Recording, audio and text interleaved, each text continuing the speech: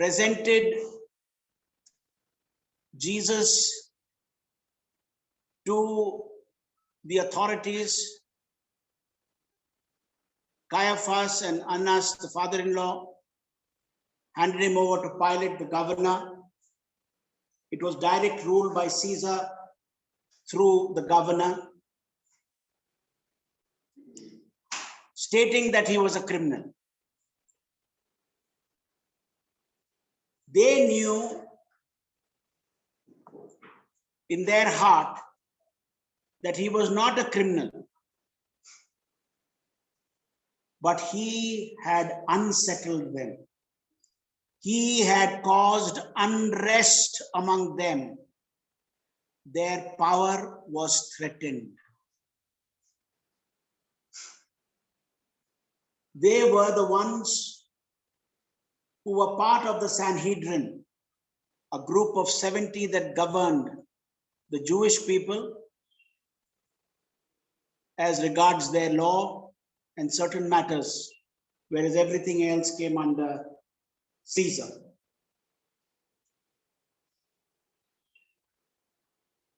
We know the incident, Jesus' entry into the temple and the clearing of the temple, the Gentile area.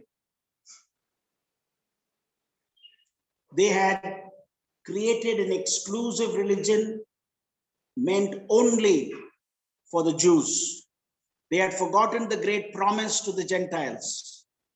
And the Gentile court was occupied for the sale of sacrificial animals, which people had to buy only from the temple prisons.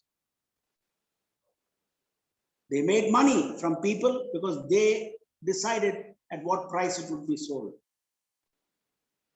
Even when it came to a sacrifice, the poor were oppressed. They didn't care about the people. These are the people who framed charges against him as a criminal. For them, they soothed their mind by saying that he is a criminal. They justified it.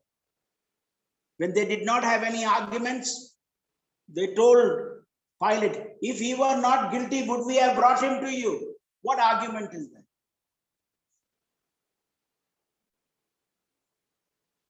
Pilate knew all along that Jesus had no fault. Time and again he asked them, shall I release him? I find no fault with him. But they insisted, crucify him. Who was hung on the cross? They put forward one more argument. He claimed to be king of the Jews. They are manipulating Pilate by saying, here is a man who is usurping the power of Caesar. He is going against the crown.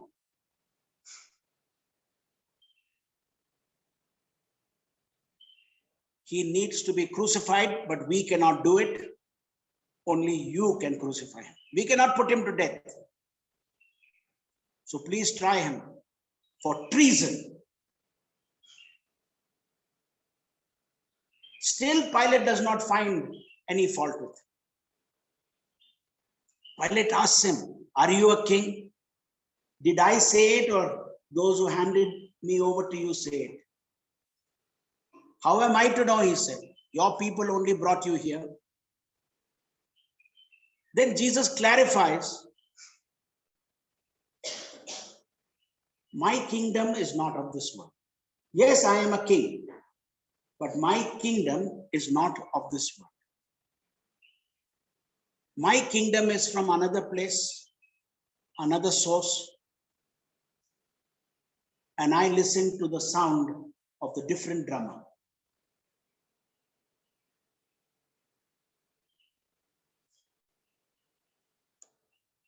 So finally, he is crucified. with the title King of the Jews. Written in 3 languages.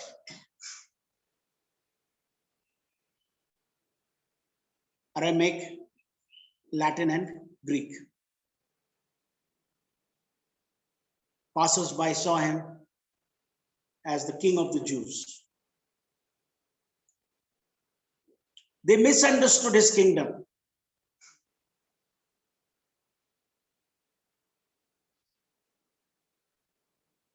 The Sadducees and Pharisees to their own advantage. They could not look beyond their nose. All they were interested in was something for this life, forgetting that there is life after life, forgetting that there is more to life than what meets the eyes. Pilate was troubled by this fact.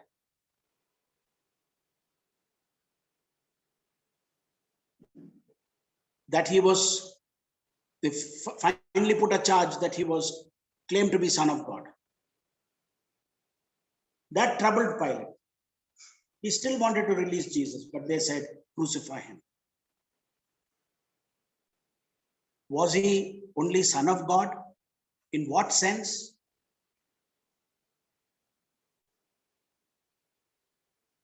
In the sense that the Romans understood that the ruler is the Son of God, some way divine.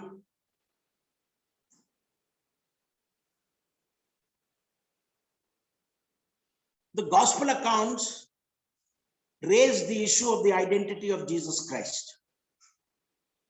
In the synoptic gospels, if you take Mark, which is the earliest gospel, which feeds into Matthew and Luke have other sources as well. The central question in the book is, who do people say that I am? And who do you say that I am? To Peter, to the group. And Peter, of course, answers. And the answer in Mark is, you are the Christ.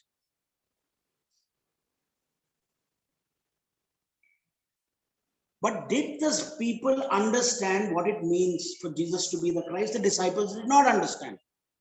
They did not understand the scriptures. Their eyes were still blinded. We know that they understood who is Jesus Christ only after the resurrection. The New Testament is written under the shock of the resurrection. Only in retrospect did they realize that Jesus, the Christ, means the one who came not to be served, but to serve and to give his life as a ransom for many. He is the suffering servant Lord of Isaiah.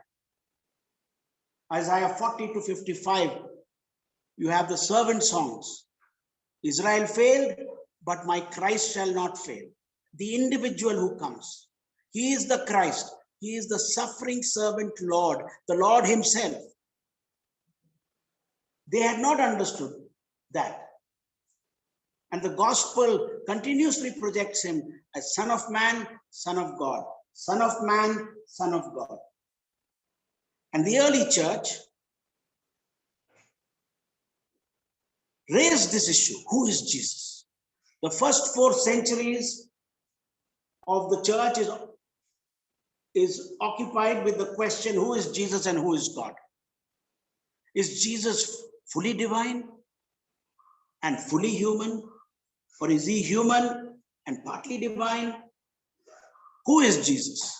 Finally, they concluded Jesus is fully human and fully divine. And we have that in the Nicene Creed. 323 and then 321. And then later on, we have the Creed of 451, the Chalcedonian Creed, which finally says that he is fully divine, fully human, and there is no mixing of the two. There are 2 natures, 1 person. Yes, we must know this. 2 natures, 1 person. qualitatively different, the divine and the human. They come together without confusion. They retain their individuality. They retain their differentness and yet are one. This is paradoxical thinking. For the first time in the history of thought,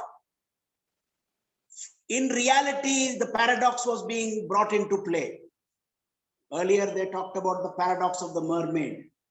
That is all part of mythology.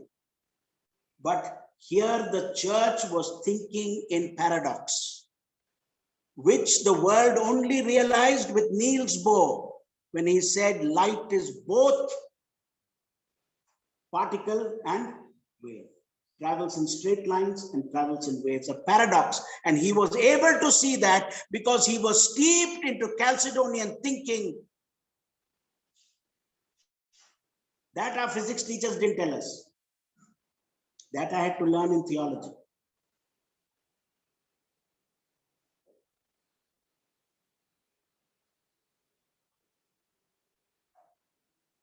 Einstein knew that. That's why he attended chapel from time to time. Because he could not have made his discovery without Michael Faraday, Niels Bohr, James Clerk Maxwell.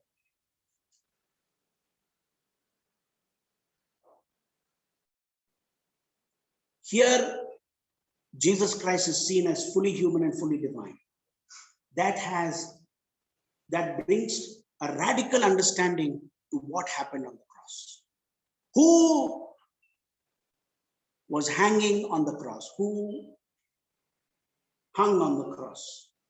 It was man and God, human and God.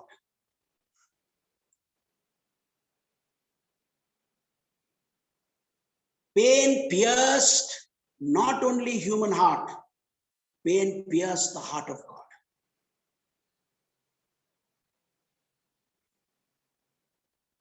God experienced the pain of humanity. He participated in the pain of humanity. That changes our understanding of God radically. He is a God who not only stands with us and understands us, because I stand with you, we say, when people are in pain. I'm with you in solidarity when people are struggling for certain issues in the society and they have to undergo pain. But here it is different. When he says, I understand you and I stand with you, that means I have lived in your shoes. I have empathy, not just sympathy. I know what you are going through. When we have to go to a counselor, we first ascertain whether the counselor will understand me or not. What we first do is, we hang about the counselor, we meet him in some context or her in some context, we have a little chat, we are wondering whether this person will understand me. If I say this, will the person be shocked? Will the person receive me? Or if I disclose something, will I be rejected? We first build trust. And the counselor's responsibility is also to build trust in people, right? Through his or her behavior. And only then we open up. But here is a high priest who is touched by all our thoughts and our feelings. Why? Because he suffered. He is not someone who does not understand us. So it means that we can go to God in any situation boldly and say, Lord, this is what I am going through. You may think, that I cannot take certain things to God, or I cannot talk about it. We can talk about anything and everything and he'll understand. My mentor was Carlos Welsh, his wife also, but Carlos, I found it easier to talk to him. And when we talked to Carlos, or when he did certain counseling sessions in our presence so that we would learn from him, sometimes the counselees would hesitate to open up. He would tell me, you cannot tell me anything that will shock.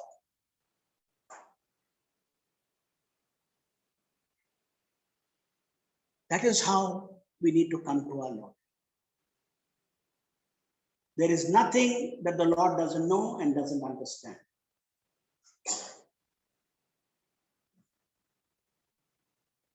Jesus was fully divine and fully human, and he was the one, the Christ, who died on the cross for us. He was the one who made the atoning sacrifice. This sacrifice involves not just substitution like in a courtroom. Now you need to be flogged. In your place, X will be flogged. It is not an exchange like that. It is deeper than that. Yes, there is a substitution. In my place, he did die. But who? God himself, who became fully human. He died in my place. It happened within the realm of the eternal and within the realm of the temporal. It happened within the realm of the infinite, the boundless, and within the realm of the finite. We are creatures who live in the universe and will always live in the created universe. We may have eternal existence, but we will never be boundless like God. God belongs to the realm of the eternal and the infinite. We belong to the realm of the finite and the temporal. But this action of God took place within the realm of the boundless. They cannot make a circle. That's wrong. It's boundless. And within the realm of the bounded. And within that realm, the exchange took place. Forever sealing our relationship with God. The love that will never let me go. This Jesus Christ, who hung on the cross, appeals to the suffering humanity, appeals to the oppressed peoples of the world, appeals to those who feel deep sense of guilt, appeals to people who want to be right and righteous in the sight of God. William Hurd, several of us know him, Reverend William Hurd. When he came here, he was a Broadway singer and then, also part of the church.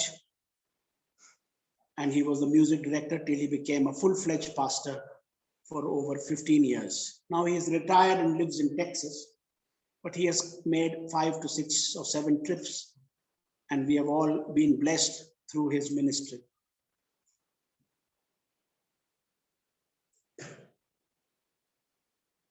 He did a performance for Lawrence School students. Only few of us were allowed because their auditorium was full. So we were there. He presented such a powerful, rendition of his songs and some Negro spirituals as they are called. But he also sang songs, other songs that children would like, general songs. But it was a kind of a concert. Then question and answer time. They were asking him several questions, but I remember one question. Sir, you belong to the black race. Your people were oppressed by the white supremacists. And yet you all embraced Christianity. Why did you do that? Why did your ancestors choose that? He said, our ancestors saw that our masters prayed and worshiped to the crucified one. And we said, that is us. That is not them, but they are worshiping him. And they said, our masters are not telling us the entire truth. Who is this man? And that drew them to the gospel. And they have written songs which contain elements of justice. For example, there is a Negro spiritual which says, you have shoes, when we get to heaven, you will have shoes and I will have shoes. We all will have shoes. Because they were called in after their drunken parties, they were called in. Now entertain us. They were, they were made to be musicians, sing and all that. But can you beat it? They were being prophetic with their masters, but they couldn't understand because they were in drunken stupor. Oh yes, that's right. You'll have shoes, I'll have shoes. Yes, we'll all have shoes. But they didn't understand that they were talking about justice.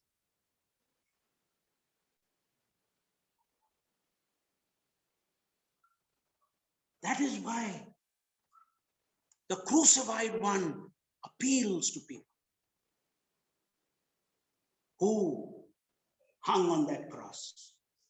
It was the God, man, God, human, Jesus Christ, where eternity and temporality met, where infinity and finitude met, bringing deep reconciliation between God and humanity, so that no more can we say that we are lonely in this world. No more can we say that we walk alone, for he walks with us.